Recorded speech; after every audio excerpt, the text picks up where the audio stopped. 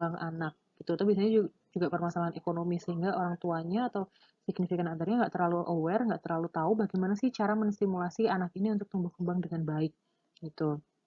Kemudian biologis dan juga perpaduan antara dua faktor ini, biologis dan psikososial, yaitu ya berarti penyebabnya karena sudah ada masalah di biologisnya gitu ya, kemudian ditambah dengan lingkungannya yang tidak menstimulasi tumbuh kembang dengan baik. Nah, intervensinya bermacam-macam, harus dicek dulu. Pertama memang harus datang ke psikolog dulu, dicek, ada diagnosis dulu, kelihatan katakanlah, IQ-nya berapa, area yang masih bagus apa, area yang kurang apa, sehingga ada saran yang lebih praktis bisa disarankan. Nah, ini sarannya biasanya juga datang dari si psikolognya, psikolog anak atau psikolog remaja. Itu misal apakah dia butuh keterampilan khusus, kemandirian, dan lain sebagainya gitu. Karena tujuannya kan nanti ketika dewasa dia mampu mandiri ya. Terus kemudian ada structure behavioral approach gitu yang biasanya tujuannya untuk mengajari keterampilan untuk mandiri lah merawat diri sehari-hari. Kemudian juga anger management gitu karena biasanya rentan dibully misalnya atau dia apa ya misalnya anak-anak seusianya sudah mampu apa tapi dia belum mampu gitu ya sehingga emosinya cenderung tidak stabil. Nah, ini juga bisa diajarkan anger management. Kemudian ada gangguan pembelajaran. Gangguan pembelajaran ini nah di DSM-5 dia menerapkan diagnosis tunggal atau gangguan pembelajaran spesifik yang mencakup berbagai jenis gangguan pembelajaran atau disabilitas yang melibatkan kekurangan yang sangat signifikan pada keterampilan membaca, menulis, aritmatika, aritmatika dan matematika, serta fungsi eksekutif. Nah, ini biasanya kelihatan kalau dia udah mulai masuk sekolah nih, gitu. Udah mulai ada komplain dari guru-gurunya gitu misalnya. Nah, ini nanti dicek lebih lanjut. Biasanya bisa ke psikolog anak juga untuk mencari tahu gitu ya. Nah, dampaknya ke prestasi akademiknya pastinya kalau di sekolah. Nah, yang pertama ada gangguan membaca. Misalnya disleksi ya kalau kalian pernah dengar. Itu kesulitan untuk memahami atau mengenali kata dasar atau yang materi yang mereka baca atau lambat gitu ya dan terputus-putus. Biasanya dilihat dari perkembangan anak-anak seusianya sudah mampu tapi kenapa dia susah sekali gitu sehingga butuh untuk bisa didiagnosis ini butuh pemeriksaan lebih lanjut. Kemudian gangguan menulis bisa ditandai dengan kesalahan mengeja, tata bahasa, tanda baca yang sebenarnya idealnya di usia dia sudah mampu, tapi kenapa dia sulit sekali gitu. Kayak suka ketukar-tukar dalam penyusunan kalimat, gitu. Kalau matematika ya secara dasar dia misalnya aritmatika dasar, anak di seusia dia harusnya sudah bisa berhitung hal-hal aritmatika dasar gitu ya, penjumlahan, pengurangan sederhana, tapi kenapa dia kesulitan gitu.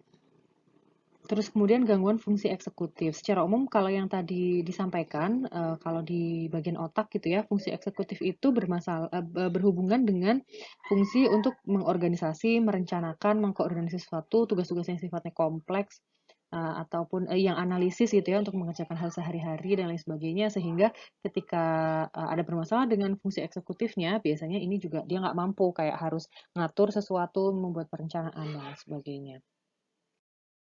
Nah, untuk memahami dan menangani gangguan pembelajaran. Pertama, orang dengan gangguan disleksia itu menunjukkan bukti adanya abnormalitas otak yang mempengaruhi bagaimana informasi visual dan auditori itu diproses.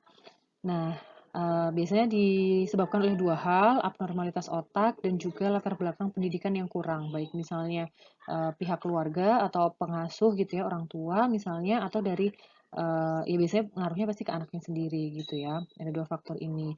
Nah, dengan memahami gangguan pembelajaran pada anak, harapannya bisa dirancang terapi atau intervensi yang tepat gitu, sehingga bisa membantu anak ini untuk lebih optimal gitu.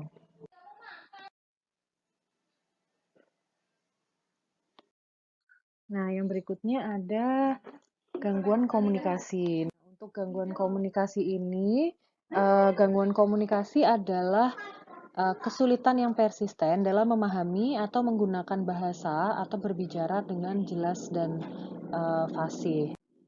Nah, ada 3 jenis, ada gangguan bahasa. Kalau ini lebih ke kemampuan menghasilkan atau memproduksi bahasa verbalnya cenderung terhambat gitu ya, sehingga kosakatanya jauh lebih sedikit, perkembangan kosakatanya lambat, kesalahan dalam tata bahasa, kesulitan mengingat kembali kata, atau ada masalah dalam menyampaikan kalimat yang panjang dan kompleks yang sebenarnya di usia seperti itu harusnya dia sudah bisa. Kemudian ada gangguan bicara. Kalau ini lebih ke dia tidak mampu untuk memproduksi atau menghasilkan uh, apa ya verbal, kemampuan verbal atau percakapan yang jelas dan fasih. Biasanya terkait dengan gangguan bunyi bahasa. Jadi kesulitan untuk mengartikulasikan suara dalam berbicara tanpa adanya sebenarnya dia nggak ada kerusakan misalnya di lidah atau di mulut gitu atau masalah neurologis lainnya gitu. Nah, gangguan kefasihan yang childhood onset artinya sudah muncul dari dia kanak-kanak itu biasanya karena gagap. Gagap yang persisten ditandai dengan gangguan kefasihan atau kelancaran bicara. Nah, ini harus ke dokter anak memang untuk mencari tahu lebih lanjut. Terus atau juga ke psikolog mungkin gitu. Atau yang jelas sih ke bagian tubuh kembang anak biasanya ya kalau ke rumah sakit. Kemudian ada gangguan komunikasi sosial atau pragmatis disebutnya. Nah, diagnosisnya dia berlaku pada anak-anak yang mengalami kesulitan berkomunikasi berkelanjutan dan parah secara verbal dan nonverbal dengan orang lain dalam konteks alaminya di sekolah, di rumah, dan di tempat bermain. Nah, kemudian yang kelima ada perilaku bermasalah. Yang nanti ada 3 hal, ada ADHD, atau gangguan pemusatan, perhatian, atau hiperaktivitas, kemudian gangguan sikap penentang, dan juga gangguan tingkah laku. Nah, gangguan ini tuh sebenarnya secara sosial bersifat disruptif dan biasanya merugikan orang lain ketimbang anak-anak yang menerima diagnosis ini. Tingkat komorbiditasnya atau bisa didiagnosis beberapa dalam sekaligus, ini bisa bersamaan. Misalnya tadi ada 3 tadi, biasanya punya kecenderungan untuk didiagnosis beberapa gangguan sekaligus di klaster yang sama ini di kelompok 3 ini biasanya. Nah, jenis perilaku bermasalahnya 3 ini ya. Oke. Yang pertama ada ADHD.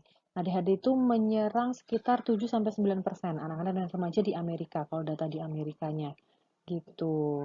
Kalau untuk di Indonesia ini nggak ada data spesifik, tapi anak berkebutuhan khusus itu sekitar 8,3 juta dari 82 juta anak. Di dalamnya ada ADHD, tapi jelasnya ADHD berapa belum ada informasi.